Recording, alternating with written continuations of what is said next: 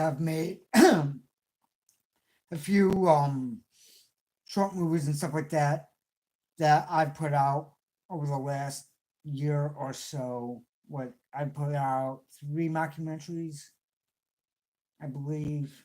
I have one that's done that has some kind of copyright thing. That's why it's not out yet. And then three short movies as well. So what I've learned from doing these is honestly you don't need fancy equipment or anything like that. You don't need experience. And there are free editing programs out there for whatever it is you want to use. So the bar to entry is non-existent, especially if you're already watching this on a phone or something like that, then you have everything you need to be able to shoot a movie, period. Now, let's see. I've done a one camera setup and a two camera setup. The one camera is just a phone, but I do have cameras as well. It was on the first documentary that I made. I did that two camera setup. That way I could read the questions off my phone. And, it made things easier, but you don't need to do it like that. Um, Also, depending on what kind of equipment you have, it could actually make things tougher.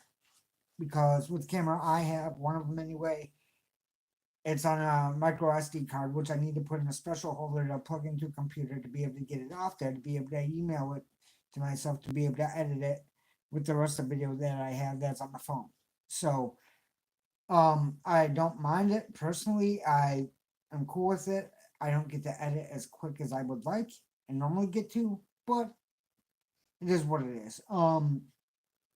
It does like you get multiple angles, but with a two camera setup, what I do suggest, especially if the video quality looks a bit different between the two, is using some kind of filter within your editing program. Now, personally, I do black and white because with that, I've noticed people don't mind a jump in quality as much, which is odd to say, but it's the truth. Don't ask me why.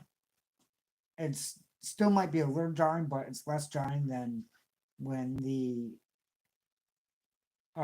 especially if you're doing something that's supposed to be scripted or whatever, if the film quality jumps too much. You know what I mean? So personally, that's what I do. I know other people do that as well, but do whatever you're gonna do. It's not a rule. It's just something that works for me. You know what I mean? All right. Also, if you're new to movie making, guerrilla filmmaking, okay? What that means is you don't have permits or anything like that. You probably don't have all the proper equipment, what some people consider the proper equipment, the lights and all that.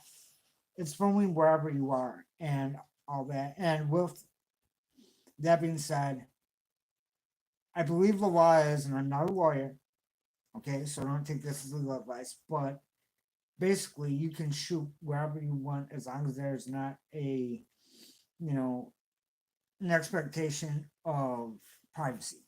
So basically, if someone's out on the street, you can take video of them or whatever. This is the way that news and everything gets away with it. YouTube videos and stuff get away with it all the time due to this, right? So it's really that simple. Yeah, but it also means filming fast, not necessarily getting a lot of takes because you can't always do it, and you can use those tactics more than just outside. If you are inside somewhere or something like that, as soon as the place gets clear, you can just start shooting right then and there. It's just to me, it's being opportunistic, and that's the part of if you aren't trying to spend any money to do something, then you have to be opportunistic about it, right? And I try to be opportunistic with it when I can be, for sure.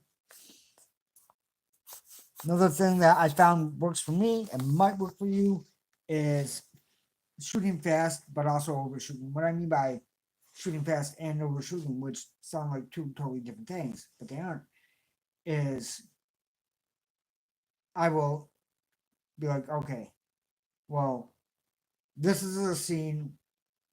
Where can I use to shoot this right now?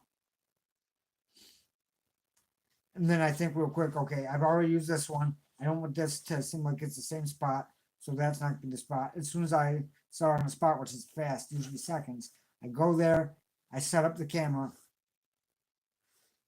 I knock it out, but I also give myself more than what I need.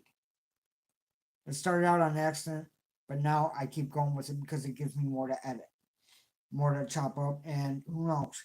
Maybe I'll have a part in there that I can't use, but I can use part of it, right? I can't use the whole thing. Fine, no big deal there.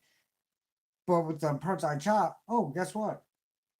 I haven't used this. I can put this over here with this. It works. Does it break things up too much? No. Boom. Makes it faster to shoot because it's less scenes needed, possibly, or less effort on my part. There's one that I did for the first one where I paced back and forth, right? But I paced out of camera view and back end from both sides, best I could. I thought I was going to use that as one scene. I used that as like four because I use it as coming and going thing, right? And it worked. So I could have used that for nothing. I could, who knows? But that's what it turned out to be. All right. Also, what I do, not everyone does this, is I edit immediately. If I'm shooting on the phone, what that means is it's going to go straight from being shot right into one shot. And, my editing program. The beginning and end cut off, the parts where it's obviously me just walking away from the camera, wherever the deal is, right? All that. And then if I need to chop more, I chop more real quick. And then I place the part where I want it to be with what's already there. I make sure that's right. Make sure that the flow's right. So I check the end of the scene before, watch it into it a little bit, go to that end of the scene I just added in, play a little bit of that, and the next, make sure it's good, boom, on to the next thing. You know what I mean? Okay.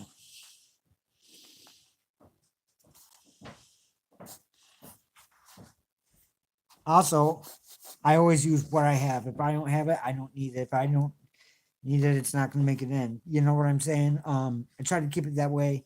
And yeah, you can get different props and stuff, but I try to do no budget as much as I can. You know what I'm saying? You don't need a full script, just an outline. That's more than enough, to be completely honest with you. That's what I've learned. Now, a lot of people like using full scripts, but here's the thing that a lot of people won't tell you, or you might not think of, and I didn't know this at first either, even though it's obvious, is action is a lot faster than dialogue. A lot faster. So I could struggle to make a 10-minute movie with little dialogue, but with dialogue, I can easily make a 15-minute movie. No problem.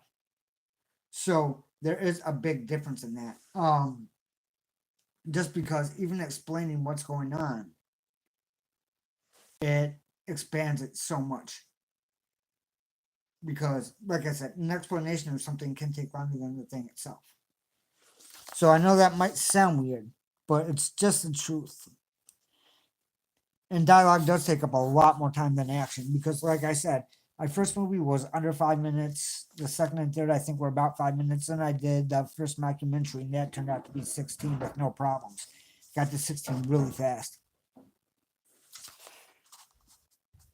I also learned not to aim for a certain length when I'm shooting anything, right? Like people say that they want to make an hour movie or whatever. That's fine. But that's a lot to take on just in general. I learned in stand up that 5 minutes is a long time because I used to do stand up. So you think you have 5 minutes the first time you hit the stage. You don't. I think I've seen one or two people have it that day. Now, with a movie, you think, okay, I got this hour long thing. Well, how many locations does it have? Have you ever shot anything before? Have you ever edited anything before? Are you likely to get to this 100 while shooting a 2 hour thing? You know what I'm saying? I learned starting small is best, at least for me. And because it lets you learn what your strengths and weaknesses are, lets you learn what you actually do compared to what it is you think you're going to do. Because everyone thinks they're going to do this or that, me included, right? But what I end up doing or leaning into and all that is different than what I think I'm going to make or think what I want to make is. Hopefully that makes sense. When I am editing anything that is, we'll say it's scripted, I just outline the stuff, to be honest with you. But what I try to do is cut out anything that doesn't push the story forward. Um, because that can take you out of something, and then especially if we're making something that might end up being really short, why are you going to put that error in there? Keep it short, keep it concise at that point. At least for me, I'm not saying what you should do, but for me, this is what works. Because that way it doesn't go off on some trail. I'll let it turn into whatever it ends up being, okay? Like, I know movies and projects can change from the second you start them all the way up to when you finish it. Because I've seen that happen. It's happened to me a lot of times. It's happened with the documentaries and stuff as well. So I get that. But there has to be an end to work towards, right? So if something's not pushing towards that end, then not everyone needs to know what that end is until it happens. But that's going to be the thing that makes it more enjoyable for you, at least in my experience, as far as making it and stuff. And also on watchbacks, even when you're just editing, trust me, because depending on how much in that editing you are or how many times you watch it or whatever, some people watch it a ton of times, some people don't. But if you're going to watch it a ton of times, then you may as well make it in a way that is entertaining to some extent to you. The whole thing of making movies is asking and answering questions. And especially when you're starting out and you don't want to spend any money making something, guess what?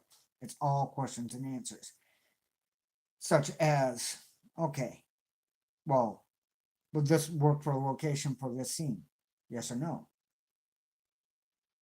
Okay. If no, why wouldn't it? Okay. It wouldn't because of that reason. Well, what can I do to change that right here, right now?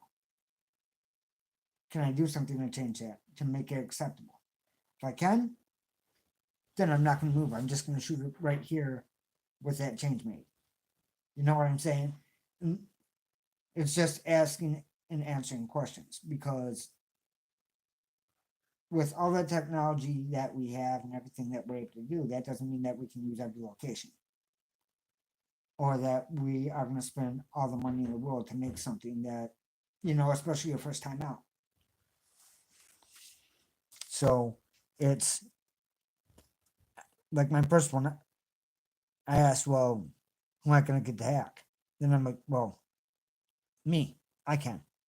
You know what I'm saying? This way I can do everything myself and learn it as I go and figure out stuff about storytelling. And it did work.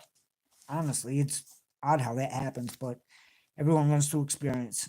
Okay. I already talked about set design some, but you can use one location for multiple locations. This happens all the time. Now with this one, it's a little bit harder because you see what's behind me, right? So this one because of how it is, but even in an apartment, something like that, you can change the furniture in front of a wall. If you have a picture there, you can change that or just remove it all together. Makes it look like it's not the same spot, even if it is. You know what I mean? Just little changes can go a long way, and especially if you aren't showing the whole place. You know what I'm saying? If you are working on a budget, at least from what I've seen and experienced myself, it's best to get the most out of what you're using, right? So, like, there's this right here, the stool. I could throw this in front of a wall, be leaning on the wall, have a couch that's there normally moved out of the way so it looks different. Everything else you wouldn't know, I know. You know what I'm saying? And a lot of walls are white. So that kind of works, especially in like actually a lot of places now that I think about it, even commercially. So if you have a white wall, there's a lot you can do with it, believe it or not. But all right, and one thing that I've learned too, and the reason I've done so many mockumentaries and stuff like that is because they are the easiest to make. What I mean by easiest to make is they can take the least amount of locations, the least amount of action, and all that. And honestly, finding a end for them is usually pretty easy. If you're able to talk at all and answer questions, then you can pretty much do it. You don't need anyone else to be involved. They can be involved if you want them to, but it's really as far as something for a first time. If I would have known how easy they were, I would have done one of those first. But I didn't.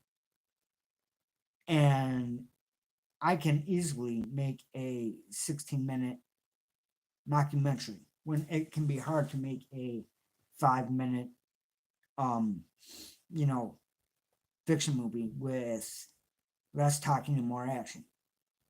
I even did one that was a let me think. Well, I did do a silent one, but that's not the one I'm talking about. I'm talking about the one that was basically a instructional video because I like, and it's meant to be humorous. It's not meant to be realistic. It's called So You Want to Be a Killer. I really like the old school goofy cartoons, even though I hate Disney. And the ones of him, teaching how to play a sport or something like that, which is just like the 1950s videos, movies that they showed to kids in school and all that. You know what I'm saying? So I did one of those. And even with the voiceover and all that, I think it still comes in around 5 minutes. Now, when it's just me sitting, talking, and answering questions, 15, no problem. I could do half an hour. The first video in the series was actually me recording the which so the one documentary that I did that is not out. You can still see all the video for, but you just not the edited end product. Because the first video in the series actually was me recording that whole movie, that whole mockumentary. I think the video might be a half hour long, and the movie itself is like 15. The movie's not out, like I said, copyright thing. It has to be an image or a song that I used in the editing. So I'm trying to get that figured out. But they are the absolute easiest to make. It's basically doing what I'm doing right now. You know what I'm saying? So it's something that anyone can do. And all you do is, all I do for them, honestly, is I get a character in mind. Once I have that character in mind, like the first documentary I made, the whole idea was, okay, what is a person that they would never, ever make a documentary on? They make one on everything. So that's why it was about a retired porn star that, happened to be desperate enough at a point in time. And remember, this is all a mockumentary, this is all fake. Had sex with animals. And, so yeah, messed up premise for sure. But then I started writing down questions, like would be asked in a documentary. And just I answered them as that character. That was it. That was the whole movie. Now, as I was recording, actually, as I was editing, I was able to tell which way that story was going to go. and I knew I needed an ending for it. So that ending for that one ended up being kind of his rise to glory, which is messed up. I know it. I get it. The second one, the character was simple. It was based off this. Well, a lot of people that I've known people like it, but it's kind of based off this guy Jessica White, which he has multiple documentaries about him and his family out, and it was just about outlaw country musician that wasn't really, you know, top anymore at all, and was actually kind of struggling and just being, you know, an outlaw in many ways. So I wrote up the questions and answered those. That's how easy it is to make a documentary. That's why, like I said, if I were to start again, I probably would start doing those first. But either way, you know, it's all good because Russ kind of taught me how to edit, how to move fast, all that, how to just get things moving in a quick way, positively. You know what I mean? Excuse me. If you have any questions, feel free to ask. With editing, really, oh, that's awesome. You know what I'm saying? I'm glad you like what I do on here. The reason I do it, man, is simple. I didn't see people doing what I wanted to see. Period. Um, a lot of people were giving information about all kinds of things and still are, and it still makes me mad to be honest with you. That it's just lies. That they see the way they see things the way they want to see them. We all do. Okay, I get that. I'm not saying anything against that, but they're taking opinion as fact. They'd be telling me, "Oh yeah, you need a better camera, you need a better phone, you need something better than a pan light." You know what I'm saying? This, that, and the other thing, and I've proven you don't. You know what I mean? I just want to let people know that they can do whatever it is that they want to do artistically. Not everyone's gonna like their stuff. That's fine because there's different kinds of people with different kinds of art and different kinds of people it reaches, right? So I just know from my experience in my lifetime that I've been able to do a lot by just trying things here and there. And I got my first job when I was 12 doing entertainment reports and all that. You know what I'm saying? And that was from pulling a speech out of my ass. So,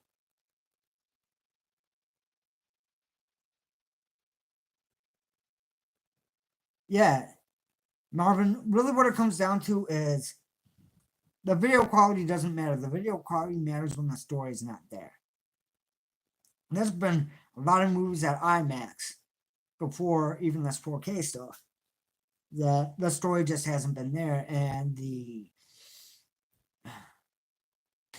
thing has just been look at how much how clear and everything the picture is.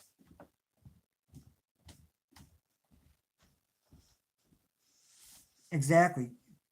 uh, and I get it, some people are trying to do it a more artistic way, but that's the reason that I did this video too, is because making movies doesn't need to be all that hard, you know what I mean? Like, I believe that anything that you can do for real that doesn't put people in danger, for real, what I mean is like chances of death or whatever, people can make their own decisions and all that, but if you aren't doing that, then go for it. You know what I mean? Back in the 70s, people were doing guerrilla filmmaking all the time. People still are, but they don't see it as guerrilla filmmaking because, well, YouTubers do it all the time, walking down the street. You know what I'm saying? Exactly. Yeah. A lot of it is just cutting through when you're making movies. What I've learned, like I said, I have some real short ones. Um, the mockumentaries are longer just because talking takes longer and it's easier to fill stuff out. And honestly, that's why people love audio storytelling because they, with the mockumentaries, you can look away and you can still get the full story. You know what I'm saying? You might miss an expression here or there, or a piece of stock footage that I've been able to get for free and can use for free. But you don't need a lot of everything. You don't need a lot of effects. You don't need a crazy story. And honestly, to stick out, all you need to do is something a little bit different than everyone else. It doesn't need to be that much different. And that's just a fact of the matter. And also, everyone seems to be worried. I know I've been worried about stuff like this at times, but as many people as you think are going to see your stuff aren't. You know, it's weird the way that stuff reaches people, whether it be music or whatever it is, because I've been a musician off and on 24 years, stuff like that. You never know who your stuff's going to get to if you put it out. You know what I mean? Like, there's a movie that I did that could have got Peter really angry. Should have got Peter really angry, possibly because I mentioned them by name. I think in 2 or 3 scenes, I talk about them actually. Um,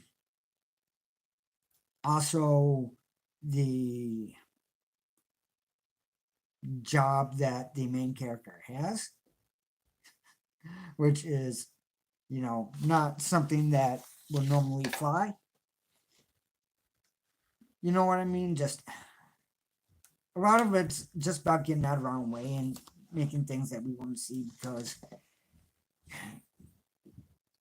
honestly, and this has been proven time and time again to me. With how many people are on the face of the planet, there's at least one other person out there, period, that sees that wants to see what you want to see. So,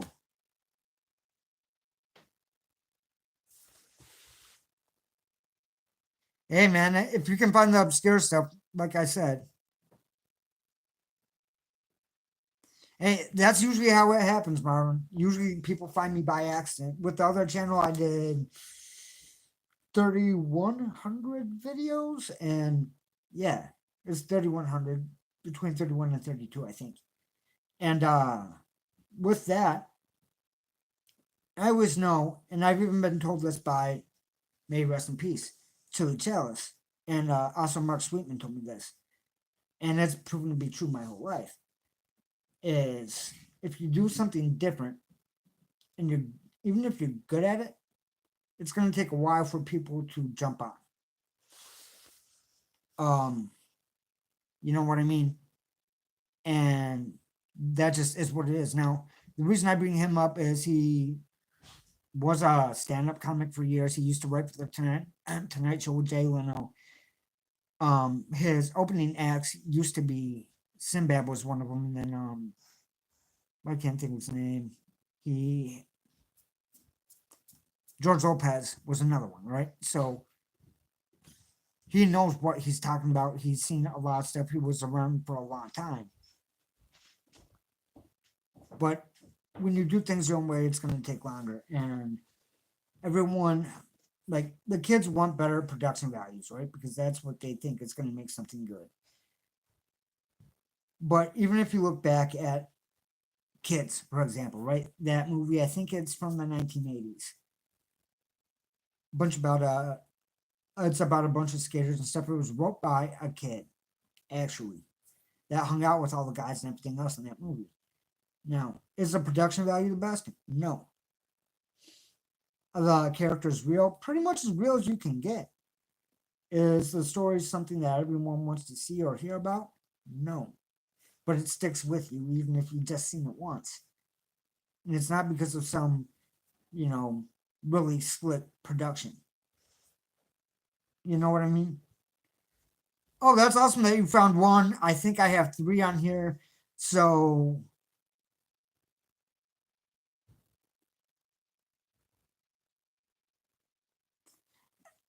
yes and no, Marvin. It's about that, or more about more what it's about to me is committing to it, right?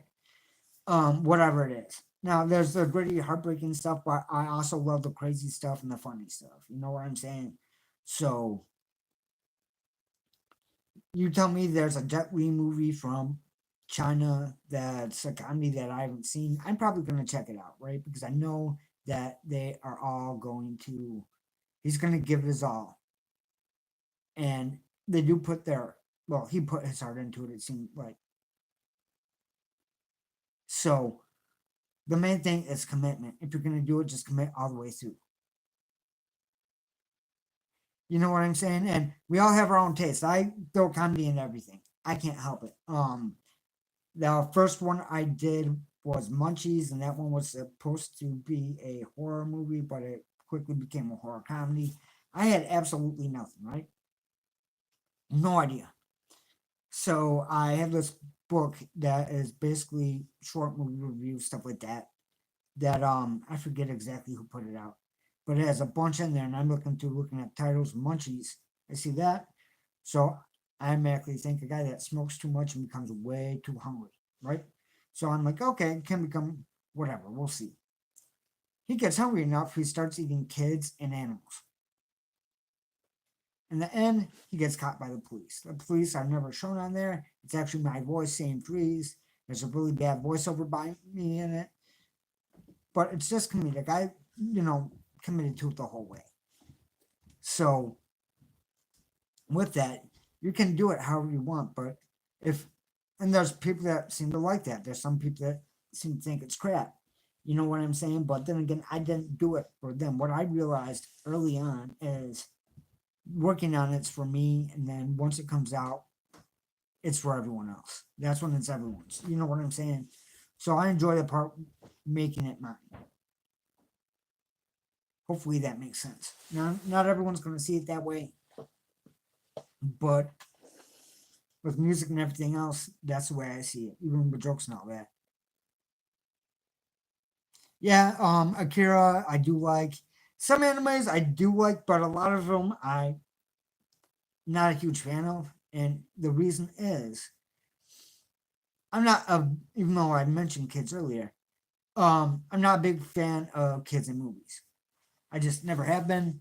Even when I was a kid, yeah, sometimes I like seeing them then, you know what I'm saying? But overall, not a fan of them. So like the high school stories and all that, I just don't really get into as much. I like Ninja Scroll and stuff like that. But as far as stuff from Japan, 1970s movies and before, not 60s as much, but you want to see some insane, insane stuff, gritty stuff, and all that. 1970s Japan. There you go. And that's one thing too, that I try to tell people a bunch of times is however crazy or depraved or whatever the story is, you can tell it. You know what I mean? There's plenty of movies out there that tell really insane stories. With Akira, the reason it gets away with it is because it's animated, and it's not because the story is too crazy, but that's the only way that they could pull it off. And I love stuff like that. There's stuff that I have in my head that I want to make, that I wanted to make, but I realized if anything, I might write it because of all the stuff that I've put into it. Now, you know what I'm saying? Like it's a crazy story. But for me to pull it off, I need to make a bunch of puppets. I would need to make complete sets, all that shit. Yeah, Marvin, it can be. So, but like I said, there's something out there for absolutely everybody. And all I can do is make stuff for me. Right. And apparently, with everything I've done, there's going to be some people that like it, some people that don't, and that's for everybody. You know, I've known a bunch of musicians, still do, known a bunch of comics, don't really keep in touch with them anymore, just seeing how it works. And honestly, if you mix up for yourself, it always works out, but it's also a harder road. You know what I mean? And that's not a bad thing. Actually, it's a better thing because you know if somebody messes with you, they really mess with you. You know what I'm saying? It's not like, oh, I think I like your stuff. And that's one thing that I'm kind of proud about is people either like or hate my stuff. It seems like no matter what it is I do, which means, in my opinion, I'm doing something right.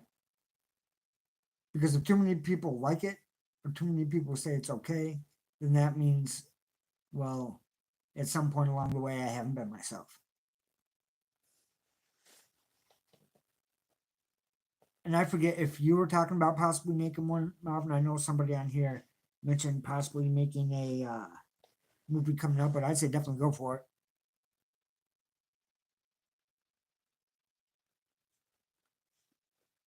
Marvin,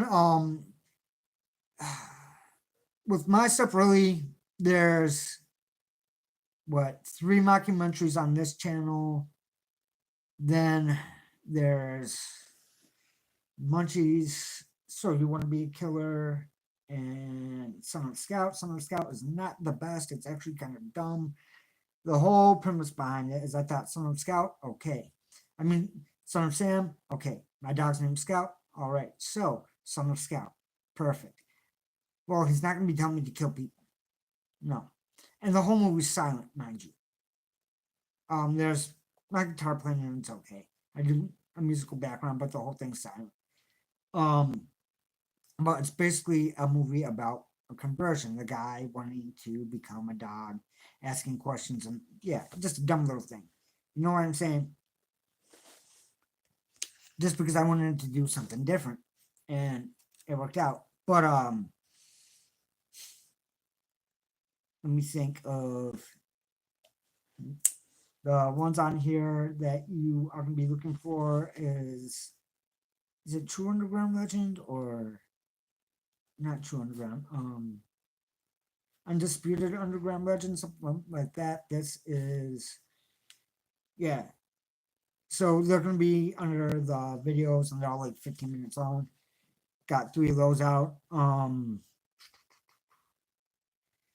to think. I don't know if that album's still out. I don't know if, because I haven't talked to that band in like a long time. I think that came out in 2009. Don't know if that album's out. Yeah. But there is something that I'm going to be working on here shortly, I think.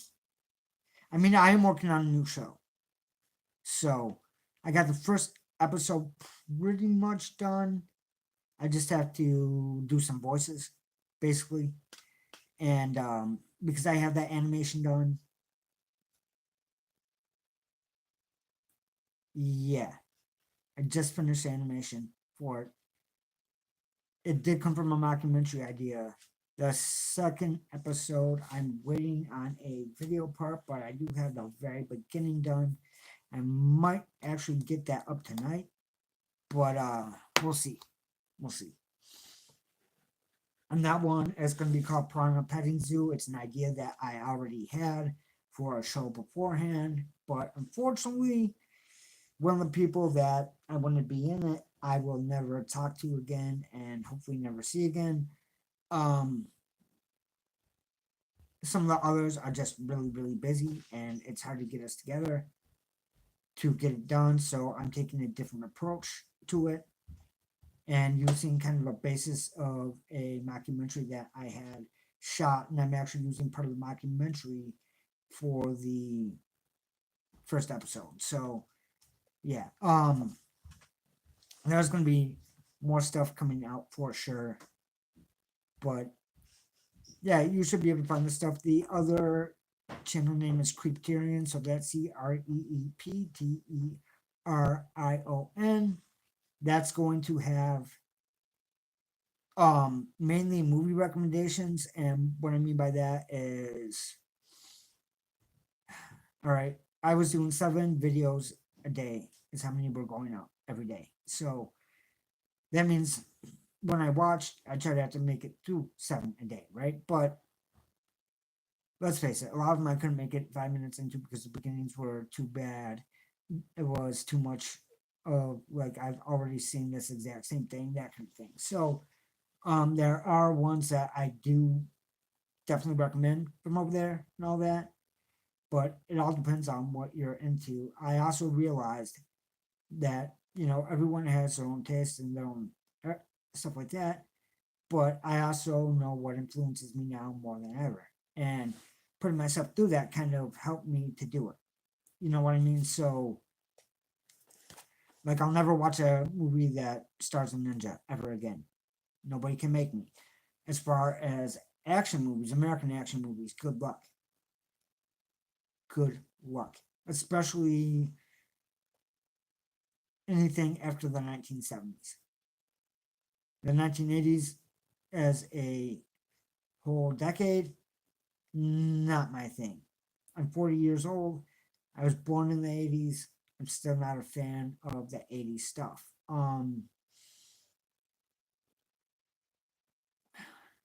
Korea, a lot of people slept on it. Now they don't, but Korean crime movies are really good. Their action movies are pretty good because there aren't a lot of guns in them, depending on how they are.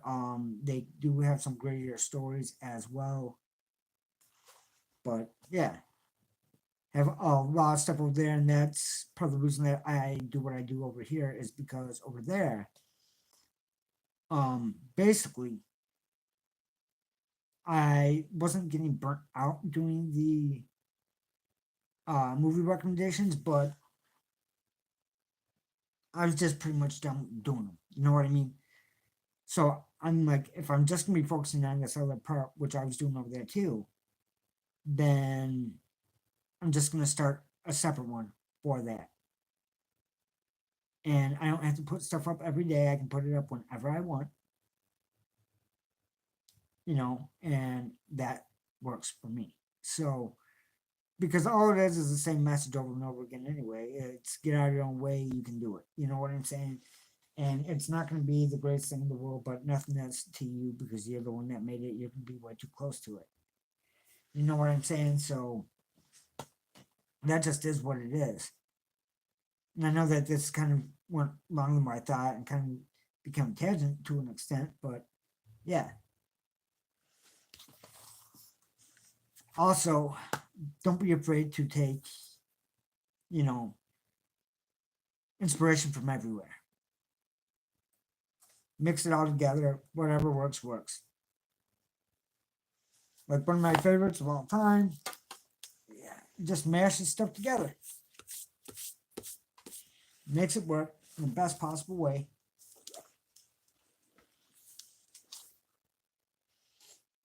This book costs a lot, more than I would normally ever pay.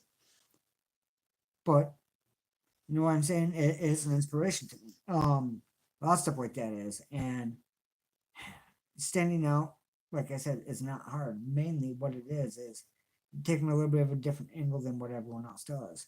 There's a movie that my brother loves that I love too, named Burn. It has a female lead. It is from Canada, and the main actress, like I said many times, deserves all the rewards or to be locked away forever in a mental institution because she plays crazy that well. But at the same point, I realize that if it was a man in that role, we would not be talking about it as much as what we are.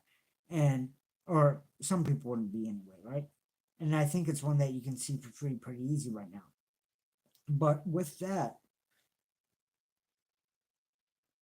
she has enough presence to where you just kind of pay attention. So the story, is it the strongest premise?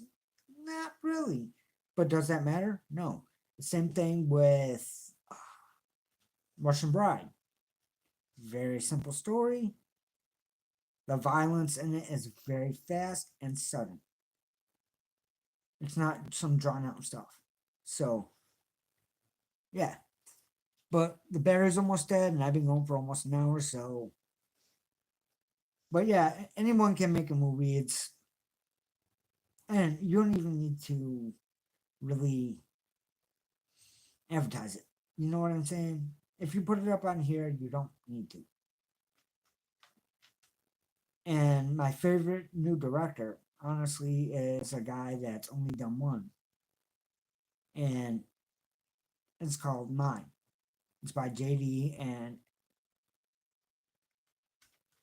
he plays creepy and extremely well. It is a disturbing thing. You know what I'm saying? So I think his is about 5 minutes. But a lot of people say, well, can't do this, can't do that.